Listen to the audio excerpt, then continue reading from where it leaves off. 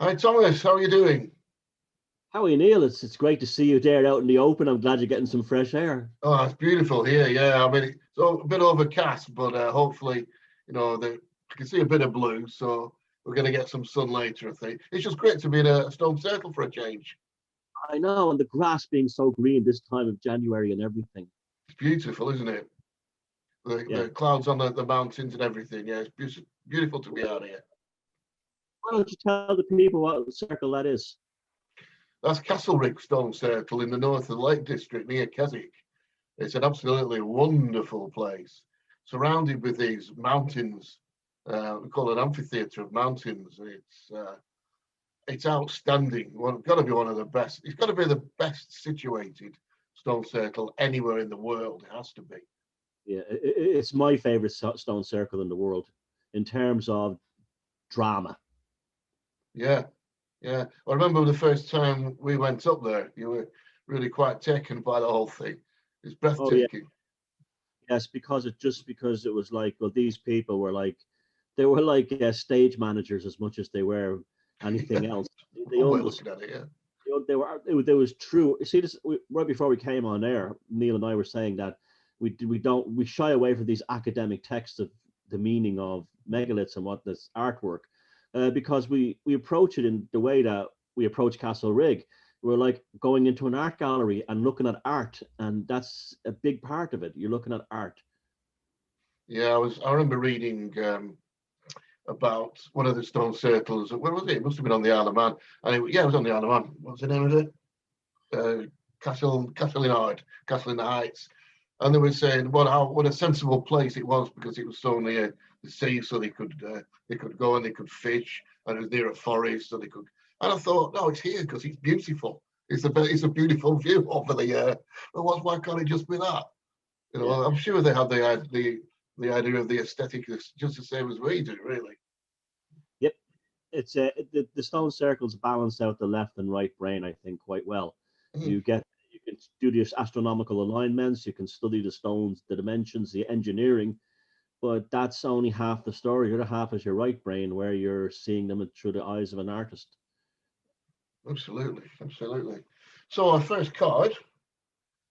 card is to even things out of it. Our card is the Chariot.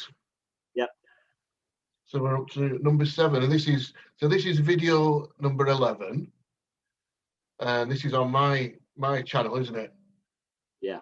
It should be on mine. It'll be on your playlist. It'll be on my channel, and uh, the card is number 7, the Chariot. Here we are. We have the Chariot. Right, it won't work because I'll put a big picture up. There we go, Chariot. I'll put a picture up when I edit it. So what's it about? Well, from the Western mystery angle, which is the angle I come from, um, it's it's a lot of the chariots. Sorry, a lot of the tarot is about self development and self realization, and this one is sort of pretty much in that mold. Remember, we had the tableau of the tarot. Well, we're now right at the end of the first row, which means we've done our journey and we're kind of adding things to it now. We're reviewing it. It's about finding out who you are as a person, what you are, and what your willpower is, and what is your will in the world. How you're going to be in this world and how you're going to move forward. Um, so in effect, it's actually a synthesis of the journey we've done so far. We started off saying that the fool was like the big cosmic egg. It was the everything, and then we split it up, and we did the magician, which was your intention. You put your intention into subconsciousness, which was the high priestess.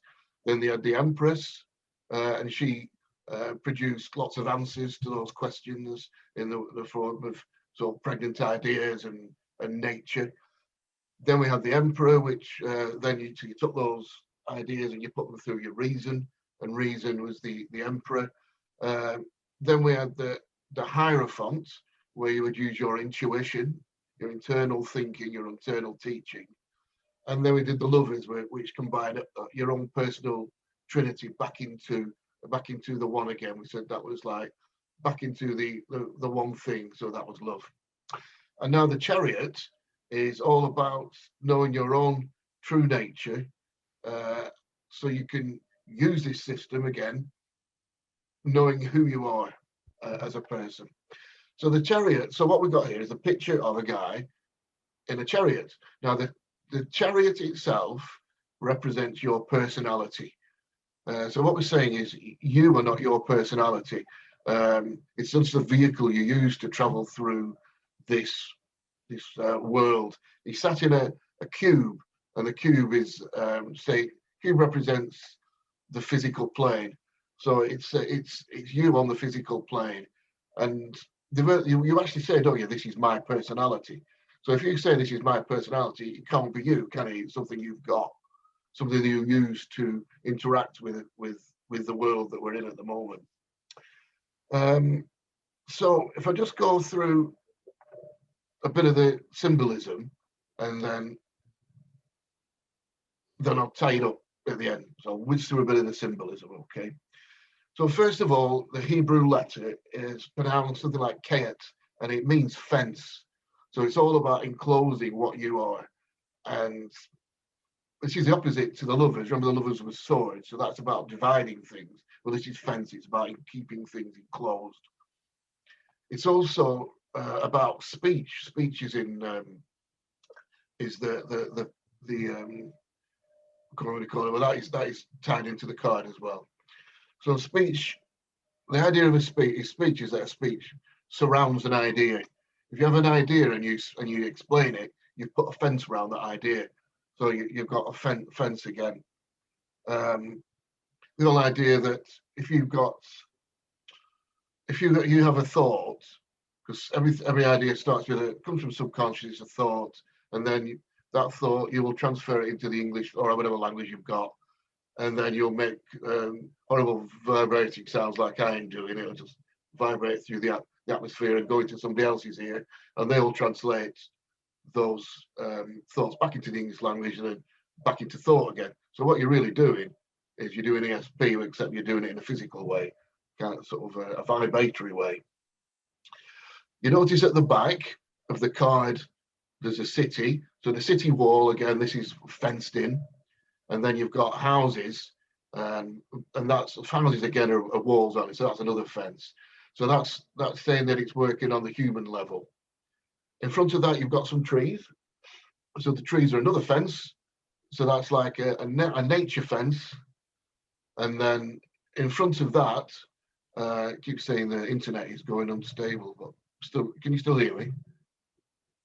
Yeah, fine. I hear you fine. I think it's coming up saying the internet is unstable. But in front of that, then you've got a river. Now the river could be a moat, so that's like another fence as well. So it's different layers of fences. And that water comes from the high priestess's robe originally. Remember we said the vibrations come off the high priestess's robe and trans through all the different tarot cards that have a river in it.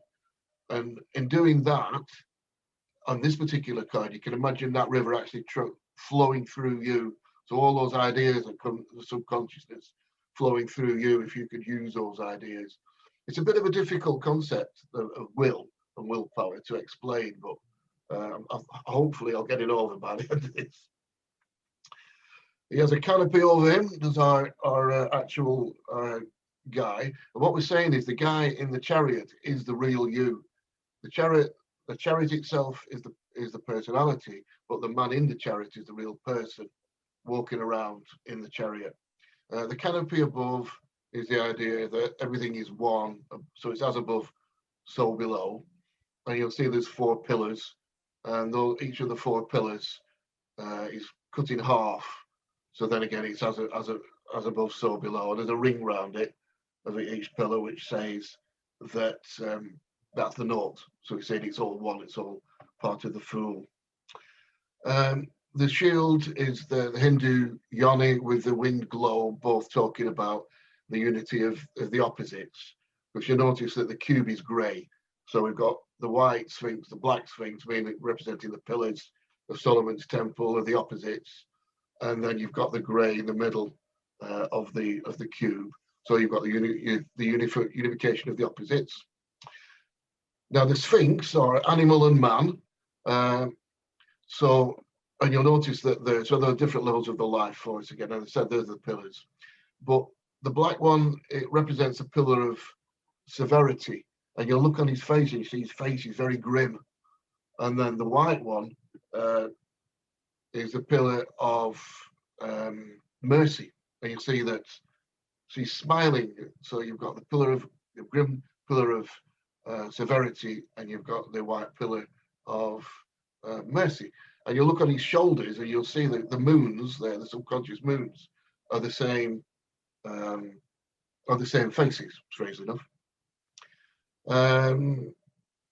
The other big thing is the wheel, and I think we're going to talk about this again later, because what we're saying here is that everything revolves through the law of cyclic rotation.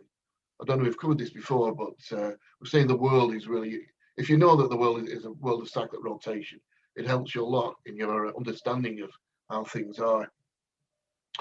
So a little bit on what this means to us. So we're looking at, like I said, self-realization. We're not our personalities. Our personality is just a tool that we use. In the Christian religion, Jesus said, "Of myself I do nothing. It's the Father within me that doeth everything." So then he was going to say, it's not me, it's not the personality, it's the one self that does everything. And he says, "I have no will other than the will of him who sent me." Saying that, then again, it's saying it's the super consciousness we talk about that does everything. So the best way to confront this is to say, how can I serve? So if you really ask, how can I serve, then you'll find out what your will is in this world. And your will is what Aleister Crowley said, as we said last week, is this is what is at the end of your journey? What is your point? What is at the top of your Kabbalistic tree? What do I do? And once you know that, you can always move back to it. Even if you go to one side, you can still come back to the center, and you know exactly what you're doing in life. So the idea of that is there's no personal volition. The volition comes really from you as part of this the whole ball of the universe. Adapt one power, the original power from the beginning of the universe, and let it flow through you. Now the idea there is that if you know what your will is and you're looking for the next direction for your will, the next way to move forward towards it, if you just sit there and let that water that flows through behind the chariot, let it comes from the high priestess's robe, let it flow through you without even trying to put any effort into it at all. Like a tree grows without any effort, nature just carries on without any effort. So if you just let that flow through you, then you'll just be able to pick out, without any effort, the way forward. All the power that ever was or will be is here now. And that's my chariot. That was beautiful. Thank you. I'm going to take it from a very different angle, but ultimately, well, it is not even ultimately, it will be about the same thing, and that's what we said at the beginning: will. That's what the card represents: following your purpose in life. What the Hindus call and the Vedics call, you're following your dharma. And this is one of my favorite cards of the major arcana, because it really shows a powerful integration with our Indo-European ancestry, because the chariot features very heavily in both Vedic and Celtic mythology. The chariot was very, very powerful symbol within those cultures, because those cultures came into Europe on chariots across the steppes of Russia. And they brought with them basically the European pagan culture that became paganism in Europe and Hinduism in this Indian subcontinent as they moved west and south. Now, that's not a racial thing, by the way. There's a lot of controversy about that. Yes, it's probably not a racial thing. It could be too. What it is a transmigration of ideas and concepts and spiritual archetypes. That's how you should think about these things. For example, the the Vikings continued the chariot concept with their long ships. That's why they carved animals at the front of them.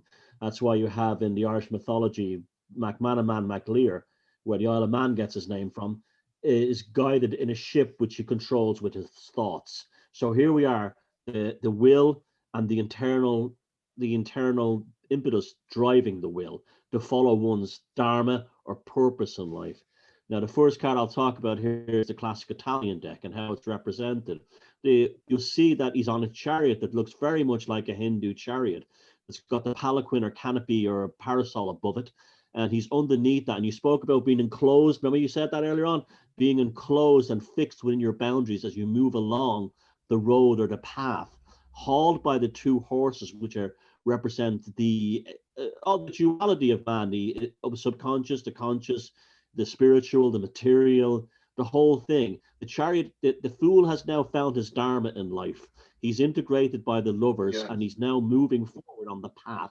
He's found his true purpose, and that's why he's hauled this way. And there's an element of protection from the elements, which shows the material world as he's leading forward in the chariot. So this is about, as you said, will, but it's also about maintaining the faculties or the cognition in order to process that will. So if something knocks you off the path, you must continue with the path. You even see that in things like the Tolkien mythology, when the earth collapsed, the Middle Earth collapsed from the second age to the third age, and this kind of Pangea continent that was Middle Earth broke up. The elves left the Grey Havens and went on their boats to the undying lands using something called the straight path. The elves had, even though the earth wasn't suited for the elves anymore, they still had to follow their own dharma, and that's why they went on the straight path to the undying lands across space-time. And so that's a lot kind of common. It's what's happening with people. I'm talking about this parallel society. As the world around us is dying at the moment, many of us are falling into a kind of parallel society. It's happening by osmosis. We are continuing our dharma. We are like the elves in Middle Earth. We're on that straight path to the undying lands. We have to continue that sort of spiritual story, regardless of this technocratic empire. So the card of the Chariot is very much one of this age. In the heathen or pagan otherworld card, you have the charioteer being hauled by two goats. Now, this is clearly Thor. Now, Thor went on a chariot hauled by two goats. Again, it's a throwback to the Indo-European tradition. Now, Thor, you talk about fulfilling your faith and your dharma. Thor was one of the Aesir gods who charged ahead knowing that he would die in the Battle of Ragnarok. That because the Aesir gods were like Odin and Thor were doomed to die at the end of that age. So it didn't matter. He still had Loki trying to throw him off the path. He still had all kinds of things. Very powerful mythologies here. The story where Loki chops off Sieves, his wife's hair, for a laugh. And you know what happens then is that in the mythology, Thor goes too far off the path in order to get revenge on Loki. And there's also all kinds of fatalistic things happen, including putting Asgard in danger because he strayed too far from his path of dharma. And that's the whole thing. It's about the following of the purpose. You would now have an integrated psyche, an integrated personality. And as you said, the personality is almost like an operating software that allows you to keep all the other stuff going. And in the internal world, the external world, the spiritual world, the material world, and all this kind of thing. The number 7, very important. The 7 is the first real magical number because there's 7 planets visible to the naked eye. The 7 stages of man, the 7 deadly sins, the 7 vices, the 7 verses. In the Western esoteric Christian thing, you have the 7 seals of the apocalypse. In the book of Revelations, you have 7 appears a very powerful number. Because he's an integration of 4 and 3, he's an integration of the male and the female too as well. So it's showing he's made up of two. He's made up of two uneven numbers, odd numbers. So therefore, they integrate together to form something that's perfect. And although it's a magic number, it doesn't resolve into many other things. And so therefore, the 7th thing is very powerful. The will thing is extremely powerful to this. In your own life and a reading, what this means is you're either on, if it's in the positive, you're in the right path. You're following your dharma. You're following your true will. If it's in the negative reading, it's you've strayed from the path of dharma. You've strayed from your will. Now it's also bringing it back to the Indo-European thing, and the wheel is very important too, because that's the wheel that you see on the Indian flag is the wheel, the chariot of Arjuna's wheel. Arjuna is the king in the Bhagavad Gita about in 3,000 odd years, 3,600 years ago, I think it is, in India. It was a battle called the Battle of Purvashta, and Arjuna. There's a beautiful passage called the Despondency of Arjuna. It's one of my favorite spiritual texts, and Krishna says to Arjuna, regardless of what happens, you must follow your dharma. And that's what Lord Krishna explains to him. Even if you have to fight this battle and kill people you're related to on the other side, it doesn't matter. You'll be reborn, and you have a better chance your soul and your spirit has a better chance by following your dharma, by putting this into action, than not putting into action. And we see that a lot today. A lot of the people who are terrified of the corona and stuff like that, they're not following their dharma because they have an irrational fear. They're not doing what Krishna said, fight Arjuna, fight. They're in an irrational state, and therefore this is why they're easily misled. They're easily deceived, and they've all strayed from the path of the dharma, of the will, of the self, of the one true purpose, what we should follow in life. And I think I go back to that analogy by Tolkien of the elves leaving the undying land, that even when Earth collapsed into the third age and wasn't suitable for the elves to live there anymore, they still continued on with their path and their will by going to the undying lands. And there's a beautiful metaphor in this, and this is why the Chariot card is the first card of the major arcana that really shouts at me. It's really like, boom, this is powerful. And that's even more than a magician, because it integrates it's all there. The fool has been fully integrated and is now ready to pursue their dharma or their will, and that's the chariot. That's fantastic. That's really good. I like the idea that the dharma really is your will, isn't it? So as I was sort of talking about the will all the way through, I hadn't quite realized that that is the dharma. If you're looking for your will, you're looking for your dharma. And I suppose that's really what we've said is the same thing from a different angle, which is really good, isn't it? To get two sort of points of view that sort of mesh in together with the same sort of base idea. The thing with Tolkien as well, it was all about journeys, wasn't it? I mean, Frodo was off with Samwise to put the ring in the cracks of doom to burn it, but that was his dharma, wasn't it? That was saying, find your whatever your journey is and get on it. You'd find out, know what it is, and stick to it. And they certainly did. So Tolkien was basically talking about the chariot amongst lots of other things, wasn't it? Yeah, well, that's why the elves have to leave Earth, because if they had stayed on this Earth, as it had fallen into the world of men completely, they would have had no purpose. And that happens in the Irish mythology as well. The Tuatha De Danann, remember, they went underground into the other world. It's the same story over and over again, that they still had to follow their dharma, just like the Aesir gods were destroyed in the Battle of Ragnarok. They had to go down. They had to follow the path. And there's a great lesson in the Chariot card for all of us now who are kind of like consciousness dissonance of what's going on in the world, that we'll have to follow our dharma, because ultimately we're already in a better state than the people around us who are walking around masks, terrified and of social, and like terrified of other humans coming anywhere near them, and they're afraid of humans. Well, the rest of us are who have rejected all this have remained human, and I think that's why anybody who's walking around in that state. I mean, this is not on their own path. They're being told what path to go on. and they're not even, they're not even questioning, is this my path? Or no, they just take it. And knowing your own path wipes out any cognitive dissonance, Well, because you without assuming that this is who I am, this is what I am, and this is where I'm going. So that just wipes all these sort of quasi magic teaching that they've been throwing at us for a year now. It just flushed it all down the what's it? okay, the thing is with the when you look at the people today, they've since the Rona thing started, because they are living in total fear and run by the Dark Lords.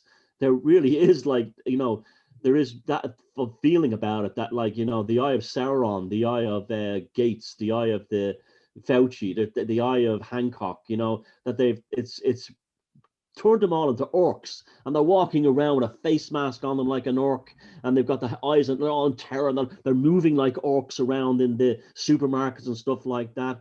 It reminds me of when Saruman created the Urukai from mixing goblins and Oh, God, and the orcs, and crossbreeding them into a fighting race.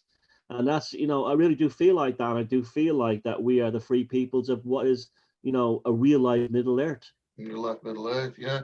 Tolkien, when he started off, he was fighting against industrialization, wasn't he?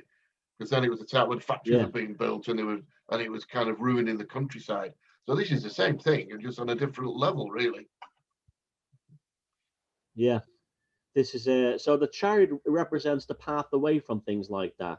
Mm, We haven't distracted from our dharma, but other people have, and it comes with painful decisions. You know that the whole thing of a guy who has to leave town because his woman isn't compatible with him anymore, or a relationship breaking up. Well, the chariot is very much about that too. The whole thing of this relationship. These people say to me like, oh, I'm in a relationship with somebody who's a total branch Covidian, and they're totally obsessed with the mass and social, it's driving me insane. Well, maybe it's time to move on because you've gone on a different. I'm not giving people life stuff here, but it's like maybe that's a signal from the universe that maybe you're not compatible anymore. yeah, and the thing is with the chariot as well is if you have learned the lesson of the chariot, then you know who you are. You Yeah, know where you fit into this universe. You know what your dharma is, what your will is. So teaching, a that sort of rolling teaching won't affect you. yeah, a rolling stone gathers no moss. Mhm. So that's a chariot. Excellent. Good, good, good. So we'll move on to our next article on the agenda, which is Should I depression. lead this or should I lead this? Yeah, please. Yeah, go on. Yeah. Uh, we're doing another movie review this week, and we've only both seen this movie ourselves in the last week. The movie is Melancholia, and this was recommended to me by Greg Moffat from the excellent Legalized Freedom podcast. And he sent me a PM, I think, and he said, "You ever seen Melancholia?" And I said, "No." And he says, "You watch it, you like it." And I have to say, the movie blew me away. What the movie is about, if you haven't seen it, this is full of spoilers, by the way. So if you haven't seen it, shut this video off now. Go watch Melancholia and then come back to Come it. back. But what Definitely come back. Melancholia is about is it's the classic as above, so below thing. There's two sisters and they're both in a dysfunctional family, and these two sisters are coming to a collision point where they have to be kind of honest to one another, while one of the and to themselves, as a wedding is taking place in the family. The family are like upper middle class, although one of the sisters is married to a very wealthy guy, played brilliantly by Keith Sutherland, I think it was. Yeah. And the what's at the same time this is happening, it's a planet has been discovered called Melancholia, which is one of these wandering planets that's coming into the inner solar system, and it has missed Mercury. It's been hiding behind the sun, and it's coming to a close encounter with the Earth. And scientists have said that it'll definitely miss us, just like it missed Mercury. And it's it's the thing of a lifetime, the privilege of seeing this planet come very close to the Earth. And as the planet, then the film itself, at the beginning, it's really about the two sisters, but it's really about the one sister's. She's got a lot of personality problems. The one getting married, played by Kirsten Dunst, who really shows that she is a very good actress. And there's a very big cast in it. There's John Hurt, and there's quite a lot of stars in it, quite well-known names in it. And so this is what makes it even stranger. I didn't know about this film because it was like a big thing. Then again, I don't really follow TV and stuff. I wouldn't know. I have to have these things recommended. And so at the wedding, she's extremely bipolar. The girl that's played by Kirsten Dunst that's getting married, she's very bipolar, and she has extreme mood swings of happiness and extreme depression. And her mother and father hate each other. That's another. There's all kinds. It's very much like the Chariot here. There's all kind of dualistic conflicts and this kind of thing. And she's just a mess. She's a mess. But as the planet gets closer to the Earth, the true personalities of people start coming to the fore. They start coming to the fore, and all the while in the background, there's this incredible hum of the Earth's atmosphere, the Earth, like a Schumann resonance type thing. That's quite frightening and sinister. And as the planet comes closer, it becomes louder, subtly louder. All it's a brilliant use of sonic alchemy in filmmaking. It comes closer. And the film was filmed in Sweden, by the way, so the long light and shadows adds to the kind of atmosphere. And as the planet's coming closer, their true personalities come to the surface. The bipolar girl, on one level, she's a complete mess. She's a total mess of a human being in so many levels. But she also has an honesty and a purity about her that the other fakes don't have. So she's almost becomes, as she loses this need to, she subconsciously knows the earth is going to be destroyed. And as she loses this need to perform for society, she becomes more and more wild and feral almost. She almost becomes like a pagan soul, and develops a kind of the relationship with her new husband falls apart, but she almost develops a relationship with this planet Melancholia coming towards the earth. Her other sister discovers that her husband is one of these, I love science, I fucking love science types. He's Mr. like the ones that say, oh, trust the government, trust the scientists. They don't lie to us, and he's done very well from the system. So, he's rich and made lots of money. So he's totally devoted to the system and orthodoxy of the system. And they have a young boy, and he's actually quite a good father in some ways, until the point is reached where he makes a choice between his science and his family. And he realizes that the greatest love he's had in his life is the system. And when he finds out the planet is actually coming, what happens is his wife goes online and she Googles conspiracy sites, right, that he tells her not to look at. And the conspiracy site shows that the planet will miss the Earth, but because of it gravitational fields, it will swing around and come back in and hit it like a pendulum. And she finds this, and he says, oh no, the scientists never lie, the scientists never lie. Now she's so worried that she buys sleeping tablets to kill the family in case the planet is coming in. And there's a point where Kiefer Sutherland is doing his notes and then looking up at a thing, and then he looks online and he goes, oh my God, the planet's going to hit the earth. And he commits suicide. He doesn't care about his family anymore, because the greatest love of his life, the system, the scientists, the ones who have us all in lockdown, are the ones who betrayed him, and he'd rather be dead than to live in a world where his experts and his scientists were exposed as liars, and the conspiracy theorists were right. And why aren't we seeing that today? This film couldn't be more perfect for that. And then it finally finishes with like this just disturbing. It gets increasingly disturbing, and the end is like it's just you're just stunned by the end. But I have to say it's one of the greatest films I've ever seen. It's a masterpiece, and everyone should see it. And we'll talk. That's the plot line, but we'll talk about the symbolism a bit later after Neil talks about his feeling about watching it. Yeah, it was an absolutely amazing film. I'm glad you recommended it, because I had absolutely fantastic. Just on the art level, it was just on that. But it was the whole idea of you've done this, you've been right through it. You've kind of covered most of it, but the whole idea of melancholia was it's an early name for depression, isn't it? So we saw, and I think the first, and it was in 3 bits really, wasn't it? The first bit was kind of just arty scenes, which kind of those arty scenes kind of described depression, and then there was the first part where the actual film was called Justin, and the second part was called Claire, the 2 sisters. And the whole thing was, if you notice, it was all kind of stilted. Nothing could happen. Even the wedding couldn't happen, could it? It was, everything was stopping it. And we had the big limousine as we right at the beginning. Remember, the limousine couldn't get around the corner, and it was that depressive feeling that you just can't. You can't do what you want. Everything is slow. Everything is retarded, and I think that's the idea of it. That's why they had that limousine that was stuck. And if you as you went through every scene, it just doesn't. It was the same sort of thing.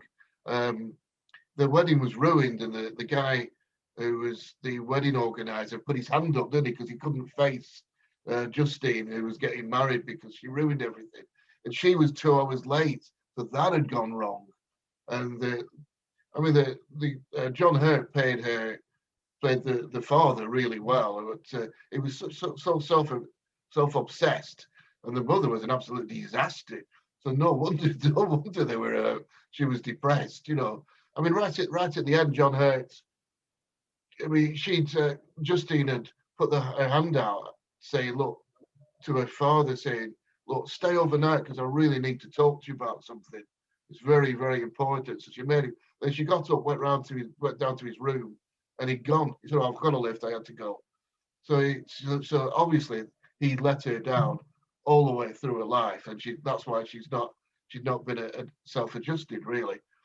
But yeah, the whole depressive thing, right the way through the film, and the whole idea of slowness, like the slow mind, and that you can't get to where you want to get to, I think is like a classic symptom of depression, really. You know, you want something to be, but it isn't going to be.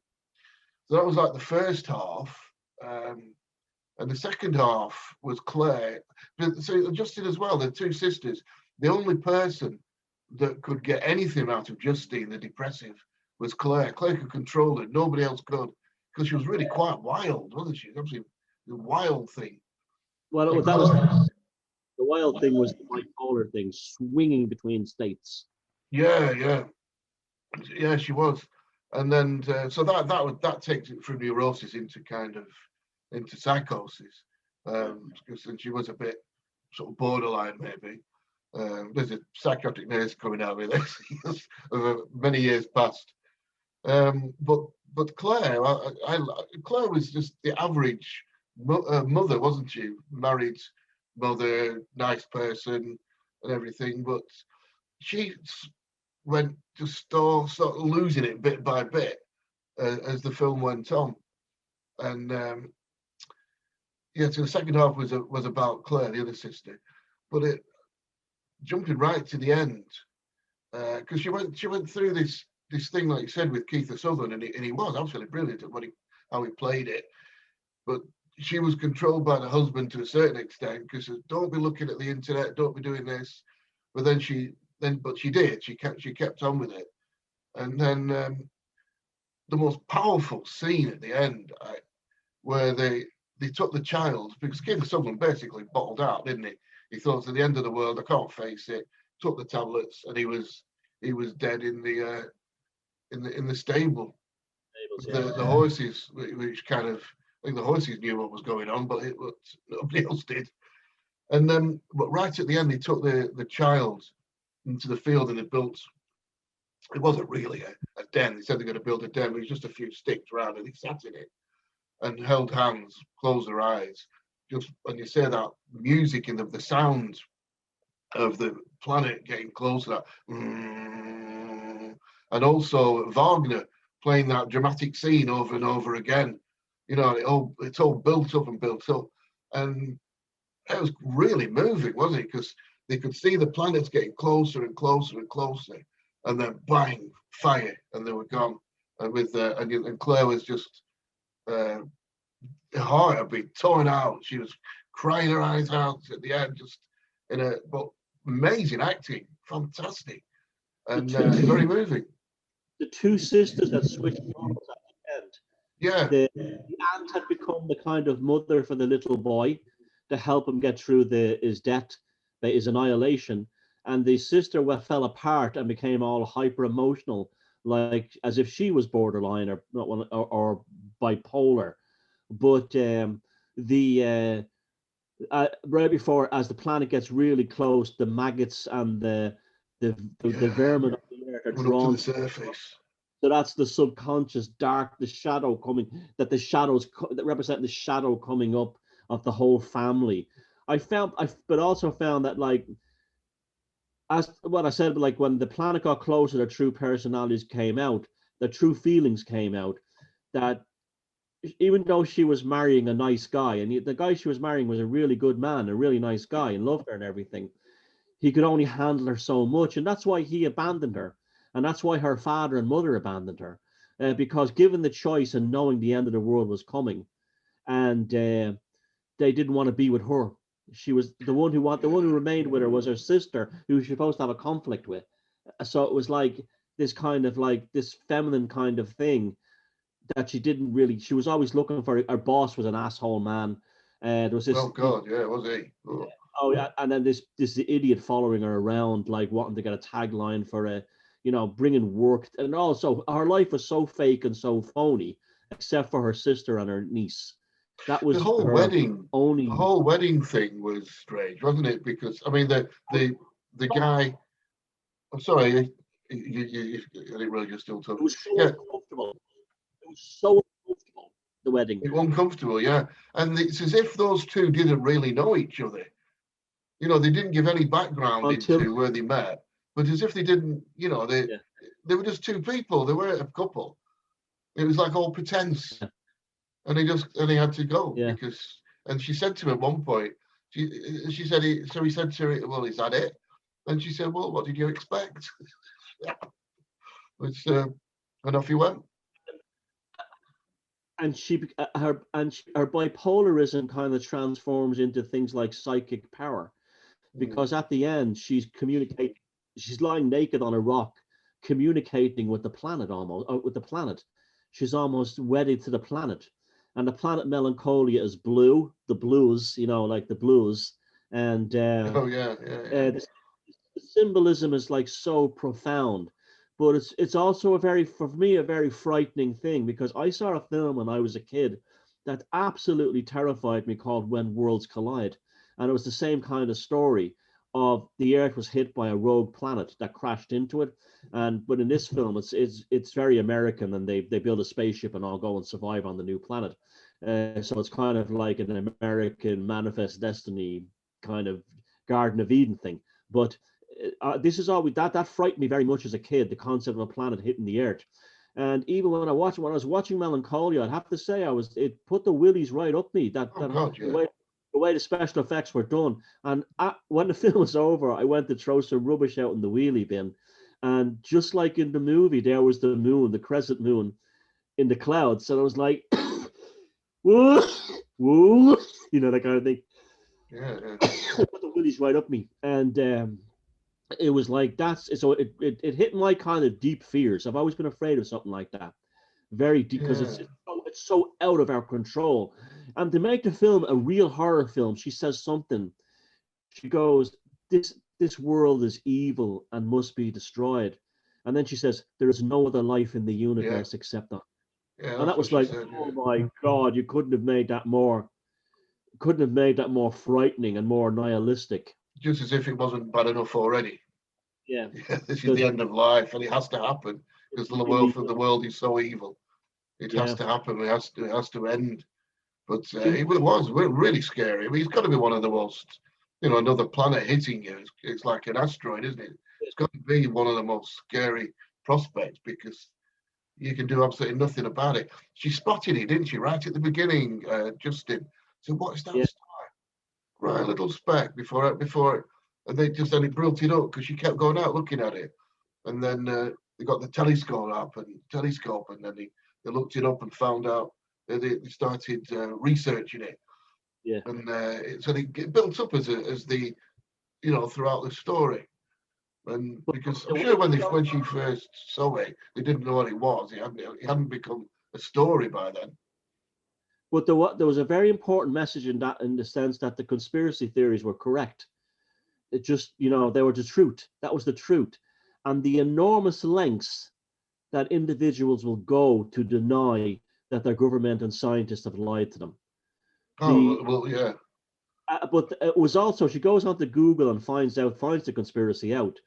But that's part of how we know their black magic works. They tell us that they're lying to us or they're leading us on.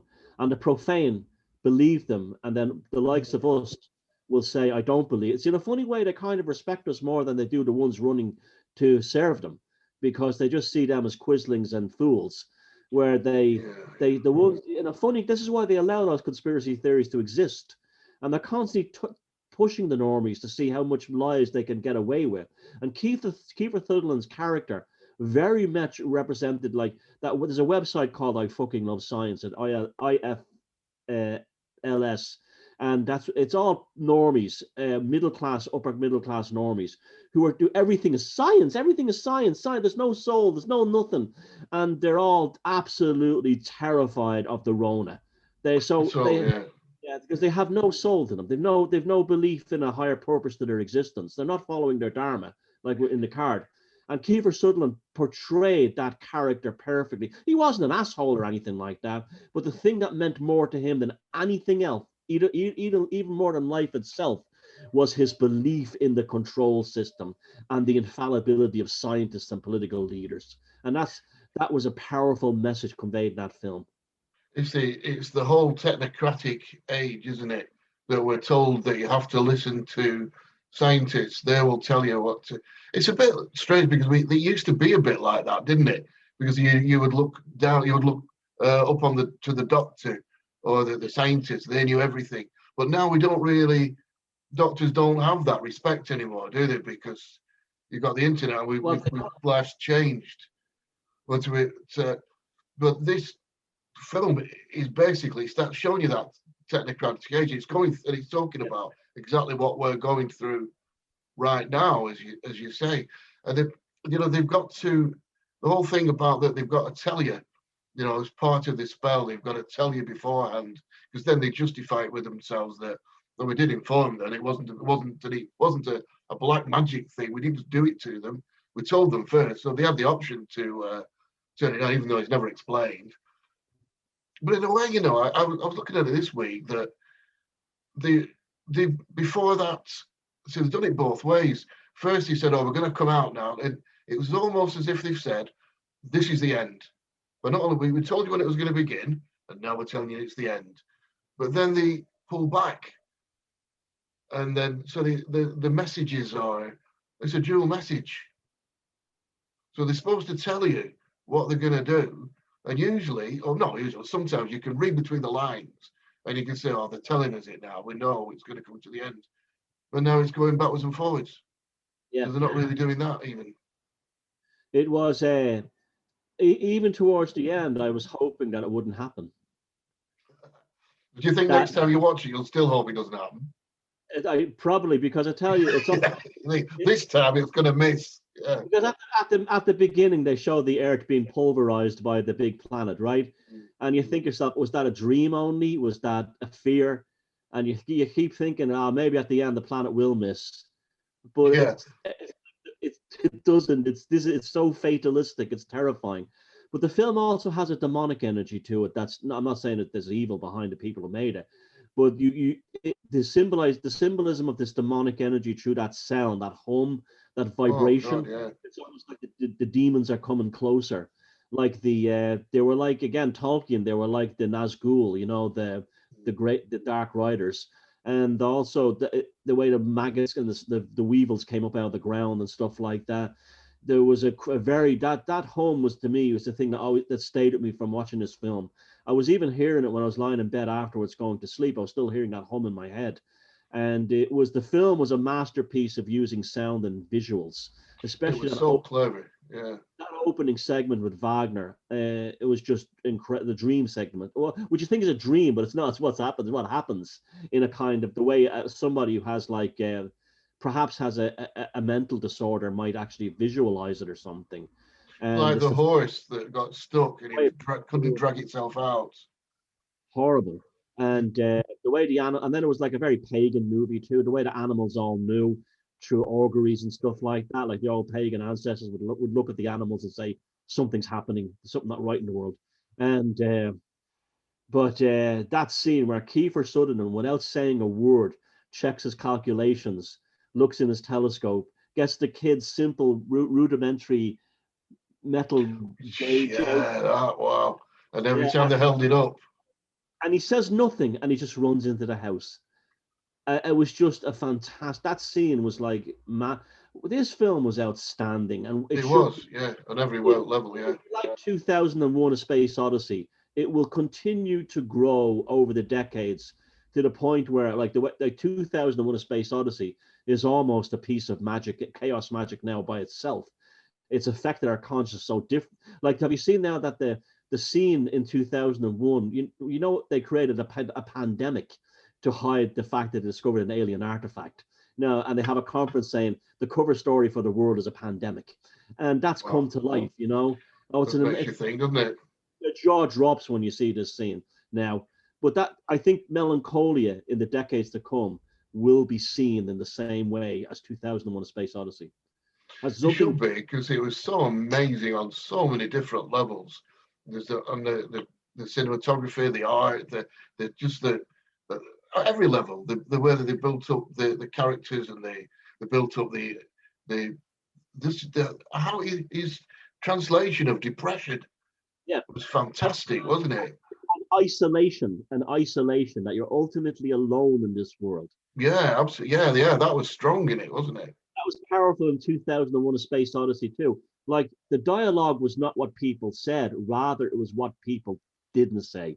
Like when the husband left her after she was with that fella, he didn't say anything. He just left. Just went. You know, it was like the actors all left the stage of her life one by one. Her father got a lift into town. Everybody, yeah, and her boss, unsurprisingly, sacked her. So she pretty much had nothing left by the end anyway, but apart from her sister. Yeah, and her nephew. And her little nephew, yeah. And so at the end, she discovered that was it was stripped down to that. It really was quite a spiritual thing in many ways, but the kind of like spirituality that like New Agers wouldn't like, the kind of like the soul stripped down to the bone kind of thing. Yeah, absolutely fantastic. No, I'm really glad you found it was Melancholia. It was Greg Moffat, and so check that out, everyone, and you will be amazed. I saw like some critics slammed it and called it boring, and I tell you, that's a real insight into their minds. I have to say. Into them rather than the film. Yeah, absolutely. I thought it was fantastic. Anyway, I think we've done our hour, haven't we?